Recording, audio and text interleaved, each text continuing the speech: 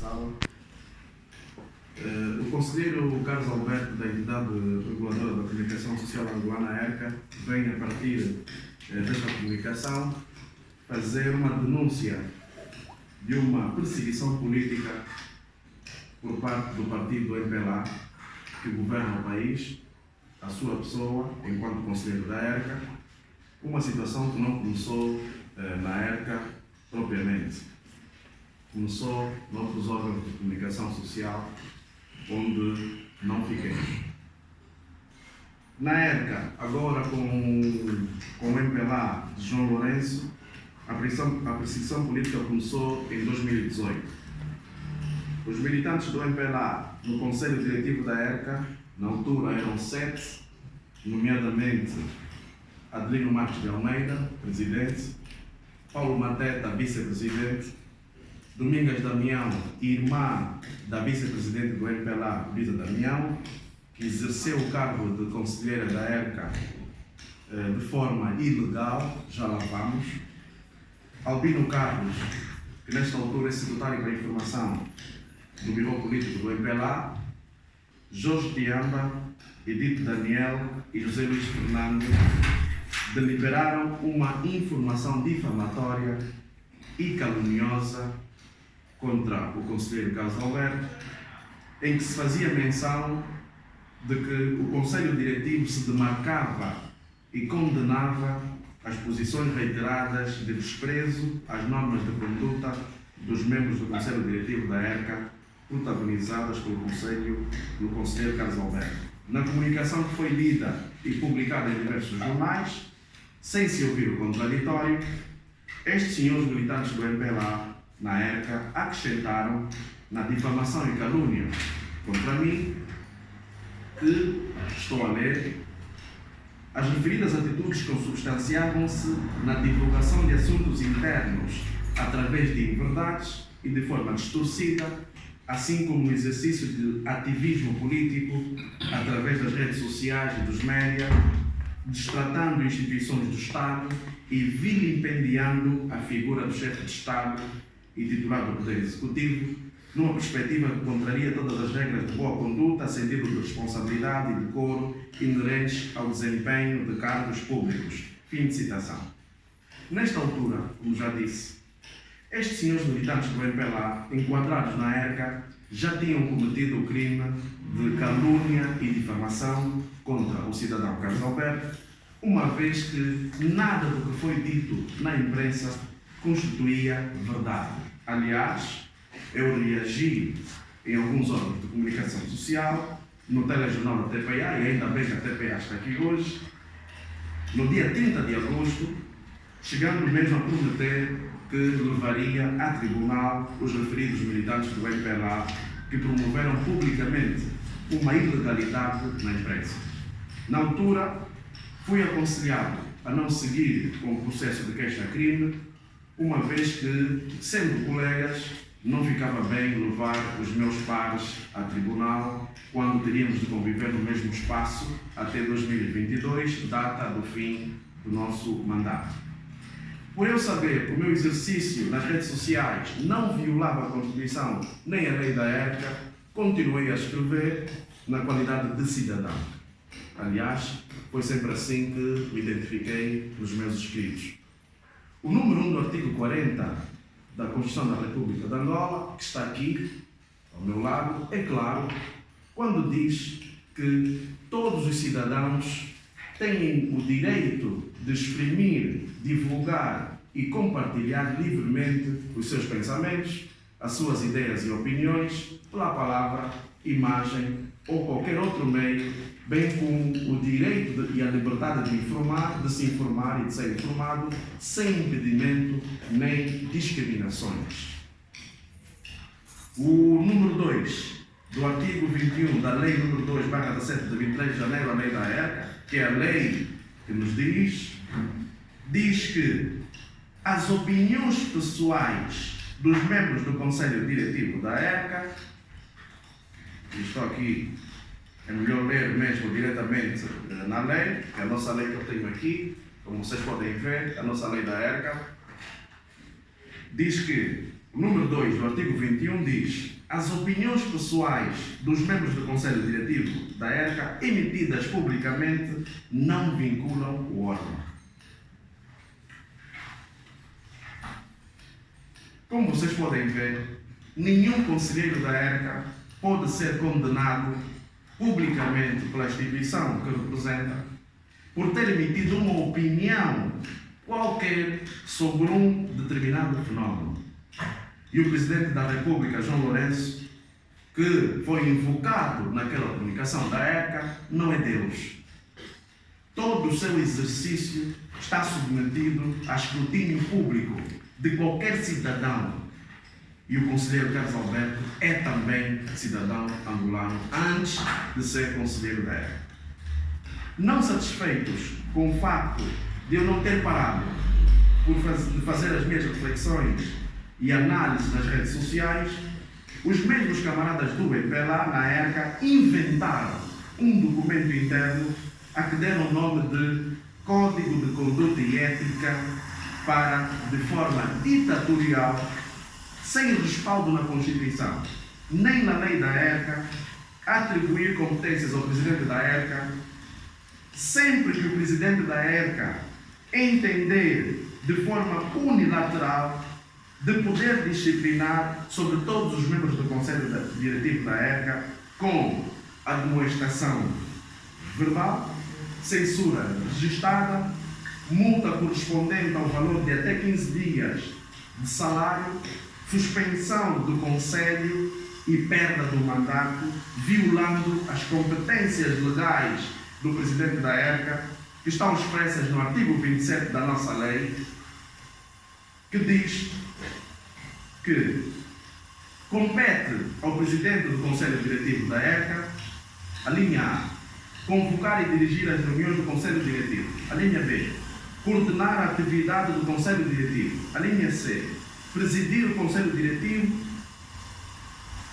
presidir o Conselho Consultivo, convocar e dirigir as reuniões, coordenando a sua atividade. A linha D, assegurar a reputação externa da ERCA. A linha E, assegurar as relações da ERCA com os órgãos de soberania.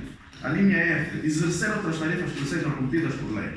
Como vocês podem ver, tanto a Constituição quanto a lei da ERCA nunca podiam dar competência disciplinar sancionatória ao Presidente da ERCA, que representa um partido político na ERCA, que constitui maioria na ERCA, contra os seus próprios pares, indicados por partidos da oposição e por associações profissionais de jornalistas, que representam apenas 4 elementos contra 7 do MPLA.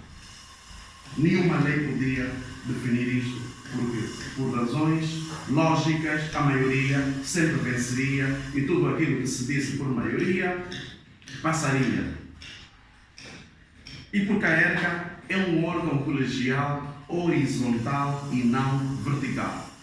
Estou a dizer com isso que o Presidente da ERCA não é superior hierárquico de nenhum membro do Conselho Diretivo. Todos os membros do Conselho Diretivo foram eleitos pelos deputados que representam o soberano na Assembleia Nacional. Ou seja, todos os membros do Conselho Diretivo foram eleitos pelo povo angolano. E todos eles têm legitimidade dentro da ERCA para representar os interesses do povo angolano. Em janeiro deste ano, 2019, após o meu gozo de férias em dezembro de 2018, no ano passado, a perseguição política do MPLA na ERCA continuou com um processo disciplinar contra mim, com base no documento interno e legal designado Código de Conduta e Ética. Este documento está aqui neste relatório de atividades de 2018 que foi enviado para a Assembleia Nacional, porque anualmente nós temos de enviar um relatório de atividades da ERCA à Assembleia Nacional, e nós enviamos este relatório à Assembleia Nacional, e no fim deste relatório está anexo o tal Código de Ética e Conduta, que é um documento ilegal. O como dizia, continuou com o processo, os militantes do MPLA na época continuaram com o processo disciplinar contra mim, com base neste documento interno ilegal e que não mereceu voto favorável dos conselheiros Carlos Alberto, Reginaldo Silva e Félix Miranda, porque entendíamos que violava a Constituição e a nossa lei da época, mas a maioria do MPLA impôs e venceu. De forma unilateral, o presidente da ECA entendeu promover este processo disciplinar por alegadas faltas não justificadas do conselheiro Carlos Alberto, que estava em gozo de férias. Este documento foi enviado à Assembleia Nacional com proposta de perda do meu mandato. O objetivo sempre foi este: encontrar argumentos para expulsar o Carlos Alberto da ERCA. A perseguição política do MPLA era evidente. Na Assembleia Nacional, os deputados da oposição e alguns do MPLA, graças a Deus, que me acompanham nas redes sociais, entenderam que não havia nenhuma violação do meu lado que justificasse uma perda de mandato, e porque perda de mandato, na época, tem de ter um parecer do Conselho Consultivo que até hoje ainda não está criado. Portanto, consideraram improcedente a proposta da perda do mandato por falta de argumentos legais. O Novo Jornal noticiou isto com base nas suas fontes. No entanto, essa decisão da Assembleia Nacional nunca foi tornada pública sem nunca mandarem a decisão do Parlamento à nossa instituição aérea, desconhecendo-se as razões objetivas. E há também aqui uma suspeita do meu lado. Eu reagi nas redes sociais denunciando que a instrutora do alegado processo disciplinar, na altura a conselheira Domingas Damião, irmã da vice-presidente do MPLA, Luísa Damião, não tinha legitimidade para estar na ERCA, pois acumulava 2 cargos públicos, como conselheira da ERCA e como administradora do Polo Industrial de Viana, afeto ao Ministério da Indústria. Ou seja, andou a ganhar em quase 2 anos 2 salários do Estado. Foi obrigada a escolher, porque eu denunciei isto nas redes sociais, foi obrigada a escolher no mês passado. Preferiu sair da ERCA por incompatibilidade de funções, o que por si só já invalida o processo disciplinar contra mim, uma vez que a instrutora, afinal, esteve na ERCA de forma ilegal. O Bureau Político do MPLA já manifestou no mês passado que a senhora Domingas Damião vai ser substituída na ERCA por alguém, que nós ainda não sabemos, mas falta o Bureau Político do MPLA dizer aos angolanos como vai ser o processo de devolução do dinheiro que a senhora andou a ganhar de forma ilegal, por acumulação dos 2 empregos do Estado. Quiseram tirar-me da ERCA, mas quem acabou por sair, fruto também da minha denúncia pública, foi a irmã da vice-presidente do MPLA, Luísa Damião. Não satisfeitos com o facto de não terem conseguido expulsar-me da ERCA, ontem, 7 de agosto de 2019, na nossa reunião do Conselho Diretivo, surge um ponto à última hora, que não fazia parte da nossa agenda inicial, para avaliar o post no Facebook do cidadão e jornalista Carlos Alberto, publicado no dia 5 de agosto de 2019, que fala que o ministro da Comunicação Social, João Melo, não tem cumprido corretamente o seu papel de regulador e supervisor das linhas editoriais dos órgãos de comunicação social, como manda a lei. Um texto que foi escrito 2 dias antes da nossa reunião, estranhamente já estava impresso e anexo a nossa documentação sem que tivesse sido aprovado por nós. Uma outra violação do presidente ditador da ERCA, Adelino Marques de Almeida, o que vem provar que a nossa suspeita de perseguição política do MPLA dentro e fora da ERCA, com possíveis ordens superiores do próprio ministro João Melo e outros responsáveis do MPLA, para nos expulsar da ERCA, sempre foi um facto quase indesmentível. Como resultado da introdução deste ponto, a avaliação do posto do Carlos Alberto, quando não é competência do Conselho Diretivo da ERCA avaliar opiniões pessoais de nenhum conselheiro, o presidente da ERCA propôs a abertura de mais um processo disciplinar contra mim.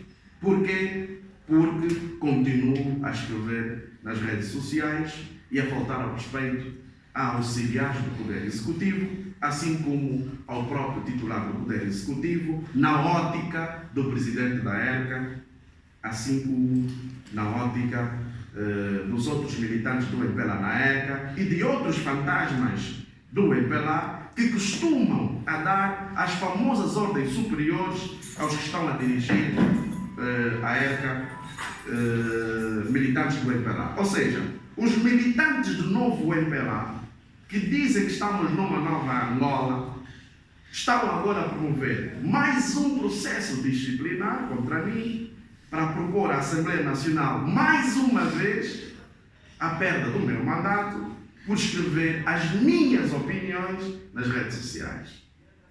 Penso que agora as condições no seio do MPLA, na Assembleia Nacional, que têm a incumbência de decidir em última instância quem pode perder o mandato do Conselho Diretivo da ERCA, estejam mais favoráveis à ditadura. Isto é o que eu penso, porque não se consegue perceber como é que, diante de uma censura e coação psicológica que me querem impor, se consiga forçosamente remeter-me ao silêncio perante factos sociais, perante factos político-sociais e me impedirem de ter a minha opinião própria sobre o que acho do nosso país. O alegado processo disciplinar, que não sei se foi aberto porque eu abandonei a reunião, fiquei muito revoltado, acabei por abandonar a reunião. Durante o tempo que lá estive, consegui ver que o Conselheiro Reginaldo Silva não concordou com a alegada abertura de mais um processo disciplinar contra mim, não consegui apurar a opinião dos outros conselheiros, porque acabei por abandonar a reunião. Fiquei bastante zangado, porque já são, conforme vos contei, vários factos subsequentes e não há ninguém que consiga aturar tanto. E cheguei também ao fim, por isso é que promovi esta conferência de imprensa para vos contar toda a história que se passa no Conselho Diretivo da ERCA. Nós achamos que estamos, portanto, perante uma perseguição política criminosa, adequação psicológica clara contra a minha pessoa, devido, em meu entender, a uma incompetência do Conselho Diretivo da ERCA, neste caso dos militantes do MPLA na ERCA, por não terem soluções mais concretas para dar à nossa instituição e por isso têm estado a achar um bode expiatório que eu considero Carlos Alberto pelo facto de estar a escrever nas redes sociais. Apelo por isso ao partido MPLA, ao seu presidente João Lourenço e aos seus representantes na ERCA para o respeito escrupuloso da Constituição e da lei, e reitero aqui perante a imprensa que vou continuar a escrever no meu Facebook e nas redes sociais, já que estamos num Estado democrático e de direito, o que a minha cabeça quiser, desde que não falte ao respeito a ninguém, desde que não levante falsos testemunhos contra ninguém, desde que me dirija com urbanidade, desde que faço as minhas opiniões sem desrespeitar nenhuma entidade, nem nenhuma pessoa singular, e o escrutínio público que eu possa fazer inclui a figura do titular do Poder Executivo, o Presidente da República, João Lourenço, porque não está isento de um escrutínio público de todos nós cidadãos, não está isento de uma opinião sobre a sua forma de governar e sobre as políticas que está a adotar para levar o nosso país até 2022. E, portanto, apelo que o partido MPLA ponha a mão nisto de uma vez por todas para que esta perseguição política contra a minha pessoa não continue. Tenho dito. E colegas, por favor, as vossas perguntas, se não esclareci algumas coisas. Diante deste ambiente de crispação que relata, ainda assim se sente motivado para continuar na ECA e concluir o seu mandato? Sim, sinto-me motivado porque eu não sou daquelas pessoas que desistem por causa de alguns obstáculos. Eu, por natureza, sou uma pessoa persistente. E o Partido UNITA, mesmo eu sendo independente, mesmo não sendo militante de nenhum partido, o Partido UNITA solicitou-me, na altura, em 2017, para que eu fizesse parte da entidade reguladora da comunicação social, porque na altura eu estava no desemprego, e como sentiam que havia boas referências do meu desempenho enquanto jornalista, convidaram-me para eu fazer parte da instituição. Desistir seria também uma falta de respeito e falta de consideração ao Partido que confiou a minha seriedade e competência para desempenhar esta função. Portanto, a minha saída da ECA por causa deste ambiente mau está fora de hipótese. Carlos, o Partido UNITA que o indicou para exercer esse cargo de conselheiro, como está a reagir diante dessa questão? Tenho que fazer essa pergunta ao Partido UNITA. Eu não represento a UNITA. Como disse, eu sou um cidadão independente, embora tenha sido indicado pela UNITA, mas eu sou independente. Esta conferência de imprensa não está a ser promovida pela UNITA, está a ser promovida pelo cidadão Carlos Alberto, pelo conselheiro Carlos Alberto, que é independente. Eu sempre me apresentei como independente e, portanto, não vou responder perguntas relacionadas com o partido que me indicou. Vocês devem fazer essas perguntas ao próprio partido. Carlos, eu gostava de saber, para além desta conferência de imprensa, que outras ações é que tenciona fazer por forma a dar a conhecer o mundo, a comunidade internacional, sobre esta perseguição que acaba de tocar? Bom, eu vou continuar a escrever. Como disse, eu tenho usado as redes sociais para divulgar muitas irregularidades, não é? E penso que será também um caminho. Hoje fiz uma coisa diferente. Vocês têm estado a ler os meus textos nas redes sociais. Hoje preferi sair um pouco daquilo que eu tenho sempre feito. Preferi contar-vos também a vossa história, para que vocês levem essa história aos cidadãos de Cabinda ao Cunene, para que possam perceber o que está a acontecer na ECA, porque são vários fatos e já começa a cheirar outras coisas se este ambiente continuar. E há outras coisas que estou a dizer que já começo a temer pela minha vida. Exatamente, já começo a temer pela minha vida, porque já é uma perseguição recorrente. E então, por isso é que eu convoquei esta conferência de imprensa para contar aos angolanos o que se passa. Agora, eu vou continuar a escrever, jornalista Gaspar Gindar, vou continuar a escrever, vou continuar também a exercer as minhas influências dentro da comunidade internacional para que as pessoas saibam o que se passa. É lamentável para nós, mas infelizmente há camaradas no MPLA que não estão habituados a viver num Estado democrático de direito, não estão habituados a lidar com opiniões diferentes. E nós não temos outra via senão denunciar. Mas em função do que diz, essa perseguição política que classifica de criminosa, o Carlos já reportou as instâncias judiciais, já tomou outras ações para ver essa questão solucionada? Não, por enquanto não. Por enquanto, eu estou a falar aqui com base em argumentos, fui buscar um fio de pensamento com base em argumentos que vos apresentei. Por isso é que fiz um apelo aqui ao partido MPLA que governa o país e que tem na ERCA a maioria dos conselheiros para ver se apela a mudança de postura. Agora, se eu sentir que o ambiente continua, aí sim vou envolver as autoridades judiciais e, como disse, eu já tinha reagido no telejornal da TPA no dia 30 de agosto, onde naquele telejornal eu tinha dito a partir de uma nota que havia de levar a tribunal os conselheiros que participaram naquela comunicação difamatória e caluniosa contra mim. Eu recuei, mas o crime continua. O crime não prescreve.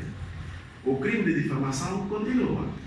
Os elementos que fizeram parte daquela comunicação, que foi lida no telejornal e outros, e foi publicada no Jornal da Angola, que não constituem verdade, ainda estão sujeitos a ir a tribunal, mesmo que for depois do nosso mandato, porque o crime não prescreve. Agora, okay? Portanto, eu avento a possibilidade de, se o ambiente continuar, poder levar mesmo a tribunal, nem que for depois do nosso mandato, em 2022, se eu não continuar, porque também há a possibilidade de eu poder continuar até 2027, se o Partido UNITA entender que devo continuar, não é? Ou um outro partido me indicar, porque eu, como disse, eu sou independente, se eu sair da ERCA em 2022, havendo a possibilidade de todos aqueles indivíduos que participaram naquela comunicação, que subscreveram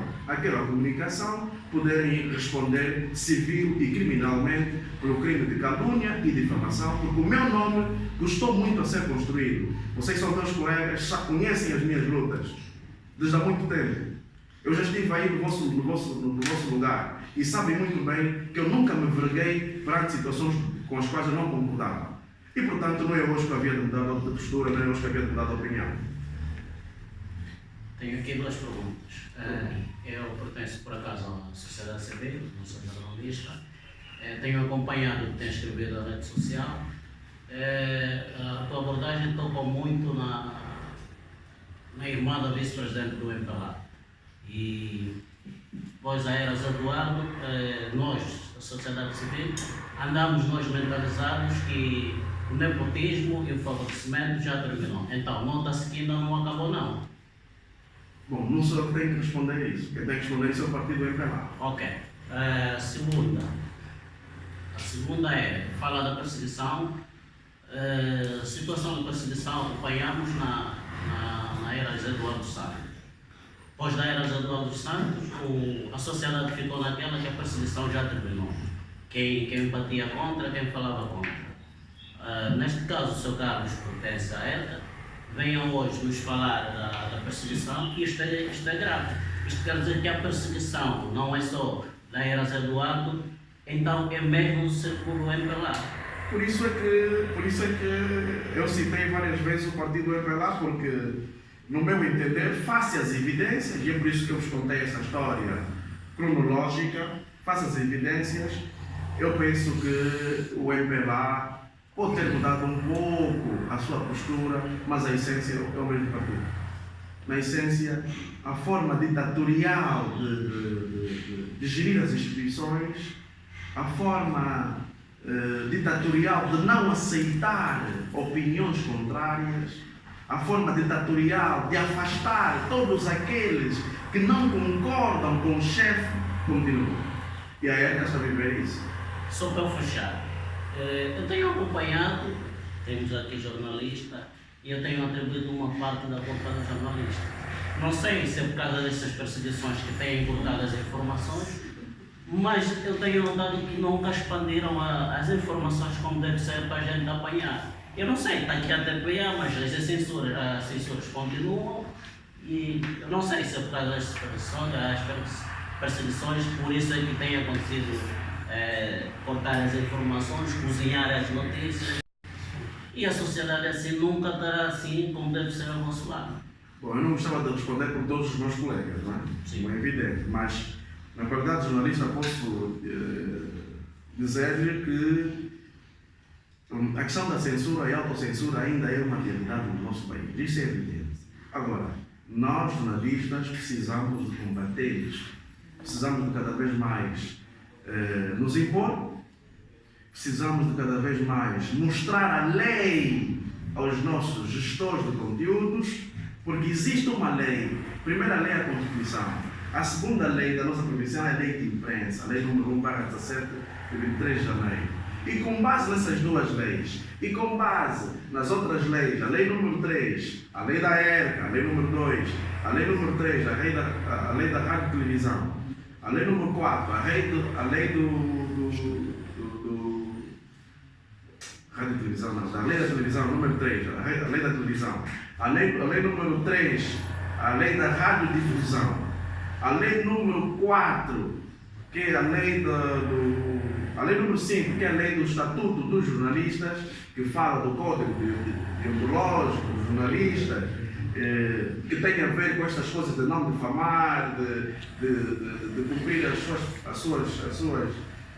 de cumprir a sua profissão com zelo, dedicação, rigor, tudo isso, respeito, tudo isso deve ser cumprido. Agora, se todos nós cumprimos aquilo que é de lei, e por acaso a nossa lei não é má, precisa de melhorar em alguns aspectos, é verdade, mas não é tão má assim, penso que nós podemos fazer um melhor jornalismo. O grande problema é que também, por um lado, nós ganhamos mal, os jornalistas ganham mal, e já nós temos cada vez menos emprego no país, e o facto de termos menos emprego no país, menos oferta de trabalho no país, também condiciona os próprios colegas na reivindicação. Se ele reivindicar muito, se for para a rua, vai viver de quê? Tem família, depende dele.